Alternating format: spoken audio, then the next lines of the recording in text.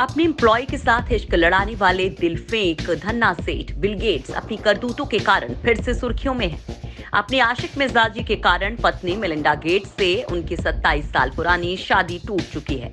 तलाक की नौबत आ चुकी है। वहीं बिल गेट्स एक और विवाद के दलदल में सिर तक डूब गए हैं। इस बार उन पर आरोप लगे हैं कि एक एनजीओ के जरिए गैर कानूनी क्लिनिकल ट्रायल्स कराने के बेहद शातिराना तरीके से बिल गेट्स लगातार पाथ नाम के एनजीओ को पर्दे के पीछे रहकर ये खेल खेल रहे हैं। बिल गेट्स पाथ नाम के इस एनजीओ को 1995 से मई 2021 तक अपने NGO bill and Melinda Gates foundation से करीब $2.5 अरब का फंड दे चुके हैं। ये रिपोर्ट सामने आने के बाद इस अरबपति के खिलाफ कार्रवाई की मांग होने लगी है और भारत में ट्विटर पर अरेस्ट बिल गेट्स ट्रेंड करने लगा है। ग्रेट गेम इंडिया नाम की वेबसाइट में इस पूरे खेल का खुलासा परत दर परत किया गया है। इस वीडियो में आप जानेंगे कि बिल गेट्स के समाज सेवी फाउंडेशन की असली हकीकत क्या है। $2 बिलियन से शुरू हुए इस फाउंडेशन की कमाई $45.7 बिलियन तक कैसे पहुंच गई। बिल गेट्स WHO को अमेरिका के बाद सबसे ज्यादा फंड देता है। दुनिया का कोई कारोबारी ऐसा नहीं करता। ऐसा क्यों है? क्या कोरोना वैक्सीन की चक्रव्यूह के पीछे बिल गेट्स का माइंड तो काम नहीं कर रहा है? कोरोना काल में फार्मा माफिया दुनिया भर में वैक्सीन बेचने के लिए नियम कानून कायदे ताक पर रख रही हैं। ये बातें सिर्फ हवाई दावे नहीं हैं, इस बात के पुख्ता प्रमाण और सबूत भी हैं। ऐसा ही सबूत भारत के एक quarterly journal great game India में भी पेश किया गया है। रिपोर्ट में खुलासा किया गया है कि कैसे वैक्सीन के क्लिनिकल ट्रायल में ट्रांसपेरेंसी को ताक पर रख दिया जा रहा है। भारत में क्लिनिकल ट्रायल की छूट मांगने वाले फाइजर और बिल गेट्स जैसे फार्मा माफिया पैसे के बल पर गरीब अफ्रीकी देशों और भारत जैसे उन देशों में लोगों को अपना सॉफ्ट टारगेट बना रहे हैं जहां पर कानून कमजोर है या फिर कानून में इतने दांव पेच हैं कि जानलेवा दवा माफिया को सजा होना तो दूर की बात, उनको कानून के दायरे में लाना ही दूर की कौड़ी है। ग्रेट गेम इंडिया की इस रिपोर्ट में बताया गया है कि bill and Melinda Gates foundation यानी BMGF ने HPV वैक्सीन के परीक्षण के लिए सिएटल स्थित एक गैर सरकारी संगठन पाथ यानी program for appropriate technology in health को फंडिंग की थी। ये फंडिंग क्यों की गई, इस सवाल के जवाब में छिपा है हमारे पहले सवाल का जवाब भी। हमारा पहला सवाल था कि बिल गेट्स के समाज सेवी फाउंडेशन की असली हकीकत क्या है। तो BGMF की असली हकीकत ये है कि ये बिल गेट्स की तमाम दूसरी कंपनियों की ब्लैक मनी व्हाइट करने का काम करती है। बिल गेट्स अपना ब्लैक मनी BMGF को दान देते हैं जिस पर कोई टैक्स नहीं लगता। फिर ये चैरिटेबल फाउंडेशन तमाम कंपनियों में निवेश करके पैसे कमाता है। पैसे कमाने की अपार संभावनाओं को सूंघ लेने की गजब की ताकत विकसित कर चुके बिल गेट्स ने इस कोरोना काल में भी serum institute of India, Oxford की एक्साइंसिया जैसी फार्मा कंपनियों में अंधाधुंध निवेश किया। रिसर्च में मदद करने के नाम पर निवेश कर दिया गया। अब जबकि कोरोना का टीका बनाने वाली कंपनियों में कोरोना के टीके का बम्पर प्रोडक्शन हो रहा है तो बिल गेट्स भी दिन दूनी रात चौगनी की रफ्तार से मालामाल होते जा रहे हैं। जो खुलासा ग्रेट गेम इंडिया ने किया है उसकी माने तो बिल गेट्स की फंडिंग वाले एनजीओ ने 2009 में 16,000 से ज्यादा स्थानीय आदिवासी लड़कियों पर क्लिनिकल ट्रायल करवाया था। ये गैर कानूनी क्लिनिकल ट्रायल मौजूदा तेलंगाना तब के आंध्र प्रदेश के खम्बम जिले में हुए थे। ये ट्रायल ह्यूमन पैपिलोमा वायरस यानी HPV नाम की वैक्सीन के लिए किए गए थे। ये क्लिनिकल ट्रायल्स भारत के साथ ही युगांडा, पेरू और वियतनाम जैसे मुल्कों में भी किए गए। इस ट्रायल में शामिल होने वाली कई लड़कियों की मौत हो गई। बेहद खतरनाक HPV वायरस की दवा के लिए ये क्लिनिकल ट्रायल किया जा रहा था, वो भी नियमों को ठेंगा दिखाकर। HPV वायरस के कारण शरीर के तमाम हिस्सों में मस्से जैसे बन जाते हैं। इस वायरस के कारण 6 तरह का कैंसर होने का खतरा है। इसी बीमारी की काट की खोज के तौर पर बने टीके का ट्रायल होना था जिसके लिए बिल गेट्स ने कानून को ताक पर रख दिया। ग्रेट गेम इंडिया ने अपनी रिपोर्ट में आरोप लगाया है कि वैक्सीन लगाने के दौरान ना ही इससे होने वाले खतरे और साइड इफेक्ट्स के बारे में जानकारी दी गई, ना ही सभी बच्चों या उनके माता पिता से सहमति ली गई। जिन्हें ये वैक्सीन लगाई गई उन्हें ये बताया ही नहीं गया कि ये टीका उन पर ट्रायल के लिए लगाया जा रहा है। दरअसल खम्बम जिले को इसलिए चुना गया था क्योंकि ये भारत का सबसे गरीब और सबसे कम विकसित ग्रामीण क्षेत्र कहा जाता है। यहाँ कई जातीय जनजातीय समूह बसते हैं। इस प्रोजेक्ट में शामिल की गई सभी आदिवासी लड़कियां 10 से 14 साल से कम उम्र की थी। कमाए वाले परिवारों और मुख्य रूप से आदिवासी पृष्ठभूमि से संबंधित इन लड़कियों को बिना बताए ही बिल गेट्स एनजीओ द्वारा वैक्सीन की डोज लगा दी गई थी। इस जिले में लगभग 16,000 लड़कियों पर ट्रायल किया गया था, जिनमें से कई आदिवासी छात्राएं राज्य सरकार द्वारा संचालित छात्रावासों में रहती थी। महीनों बाद कई लड़कियां बीमार पड़ने लगी और 2010 तक उनमें से 5 की मौत हो गई। ये मामला 2010 में सामने आया, जब दिल्ली स्थित एनजीओ समा ने पता लगाया कि ट्रायल का लड़कियों पर गंभीर असर हुआ है और कम से कम 120 लड़कियों को मिर्गी के दौरे, गंभीर पेट दर्द और सिर दर्द जैसे साइड इफेक्ट्स हुए थे। रिपोर्ट के अनुसार वैक्सीन लगवाने वाली कई लड़कियों में पेट दर्द, सिर दर्द, चक्कर आना, थकावट जैसे साइड इफेक्ट दिखने लगे थे। वैक्सीन के बाद माहवारी का समय से पहले आना, बेहद ज्यादा ब्लीडिंग, अत्यधिक चिड़चिड़ापन और बेचैनी की खबरें आईं। रिपोर्ट के अनुसार ये साइड इफेक्ट्स आने के बावजूद एनजीओ के वैक्सीन लगाने वालों ने कोई व्यवस्थित निगरानी या कार्रवाई नहीं की। भारत में अध्ययनों से संबंधित अनियमितताओं की जांच करने वाली स्वास्थ्य और परिवार कल्याण के एक स्थायी समिति ने 2013 में 30 अगस्त को अपनी रिपोर्ट पेश की थी, जिसमें पाथ पर गंभीर आरोप लगाए गए थे। समिति ने पाया कि पाथ ने भयंकर अनियमितताएं की थी। इन अध्ययनों के लिए कई मामलों में छात्रावास के वार्डन से सहमति ली गई थी, जबकि मंजूरी बच्चों के माँ बाप से लेनी चाहिए थी। कई मामलों में सहमति पत्र पर लड़कियों के गरीब और अनपढ़ माँ बाप के अंगूठे के निशान लगवाए गए थे, जबकि लड़कियों के अनपढ़ माँ बाप अंग्रेजी में लिखे सहमति पत्र को पढ़ना तो दूर, स्थानीय भाषा तक को नहीं पढ़ सकते थे। समिति ने पूरे गड़बड़झाले में IMCR के अधिकारियों की मिलीभगत की भी आशंका जताई है। आदिवासी लड़कियों की मौत को गंभीरता से लेते हुए सुप्रीम कोर्ट ने drug controller general of India और Indian council of medical research ICMR से ये बताने को कहा है कि आखिर ट्रायल की अनुमति कैसे दे दी गई।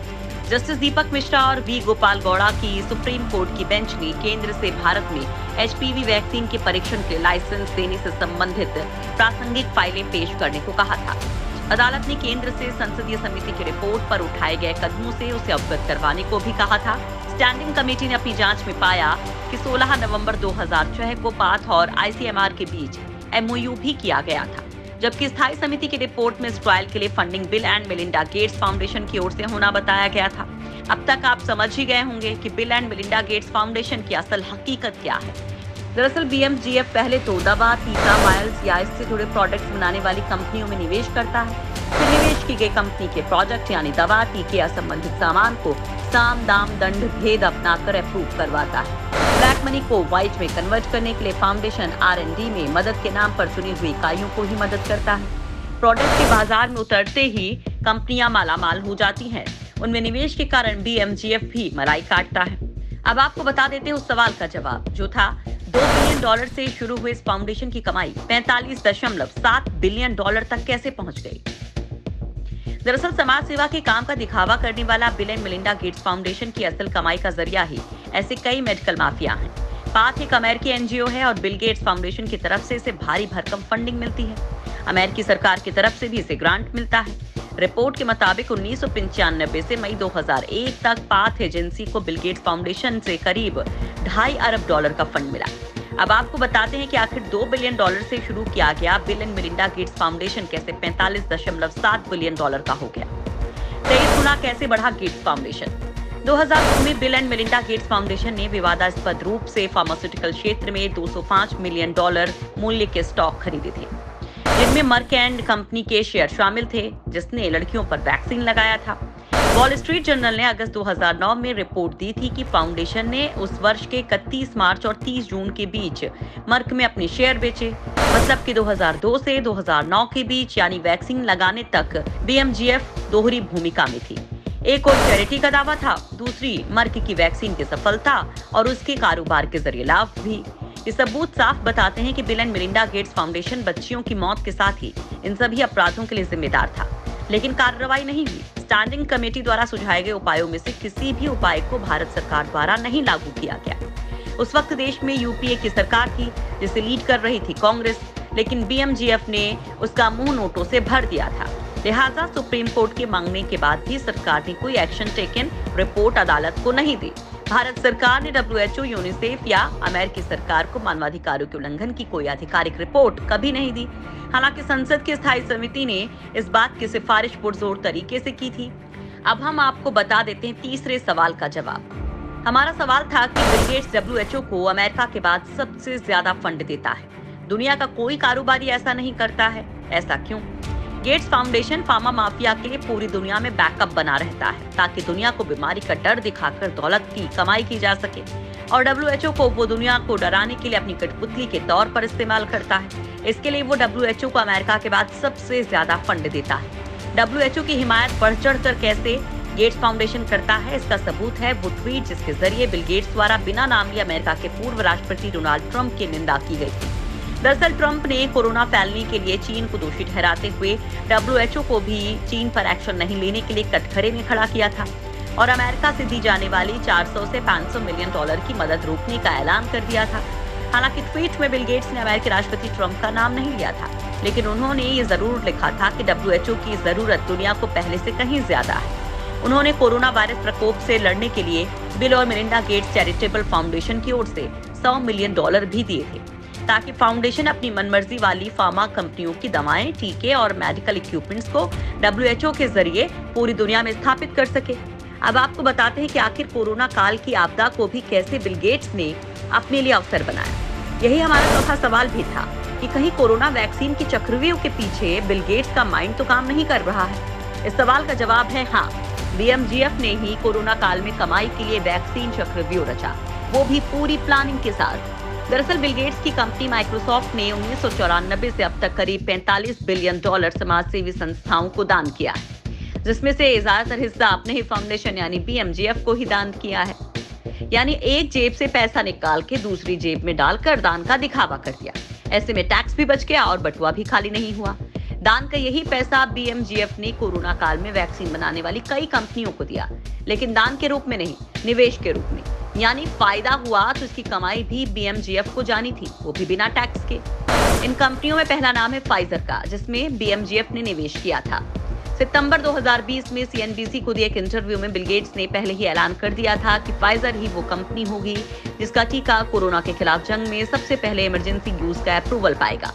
बिल गेट्स जानता था कि वो WHO को दिए गए भारी भरकम डोनेशन के एवज में ऐसा करा भी लेगा, और वैसा हुआ भी।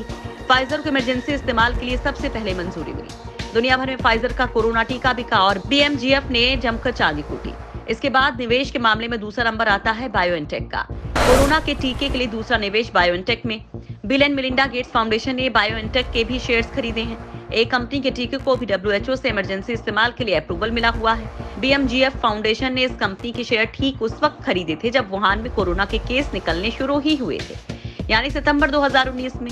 BMGF ने $55 मिलियन का निवेश किया, जिससे 100 मिलियन तक बढ़ा दिया। बिल गेट्स का कमाई वाला ये NGO कोरोना काल में मलाई काटने में यही नहीं रुका, इसने क्योरवैक नाम की फार्मा कंपनी में भी निवेश किया। कोरोना के टीके के लिए तीसरा निवेश क्योरवैक में। आप जानकर हैरान हो जाएंगे कि गेट्स फाउंडेशन ने क्योरवैक में निवेश 2015 में उस वक्त किया था जब बिल गेट्स ने एक TEDx टॉक में कहा था कि अब धरती को एक बेहद खतरनाक वायरस संक्रमण से लड़ाई के लिए तैयार रहना होगा। ऐसा संक्रमण जो दसियों लाख लोगों की जान ले लेगा, और वैसा ही हुआ। 2019 दिसंबर से फैला कोरोना वायरस अब तक दुनिया में 34 लाख लोगों की जान आधिकारिक रूप से ले चुका है। इस कंपनी में फाउंडेशन ने तब $52 बिलियन का निवेश किया था। क्योरवैक कंपनी कोरोना का mRNA टीका डेवलप कर रही है। बिल गेट्स का चौथा निवेश जो कोरोना काल में उनके डॉलर्स को कई गुना बढ़ा रहा है, वो निवेश है वीर बायोटेक में। बिल गेट्स का चौथा निवेश वीर बायोटेक में। Bill and Melinda Gates foundation Veer biotech के सबसे बड़े निवेशकों में से एक है।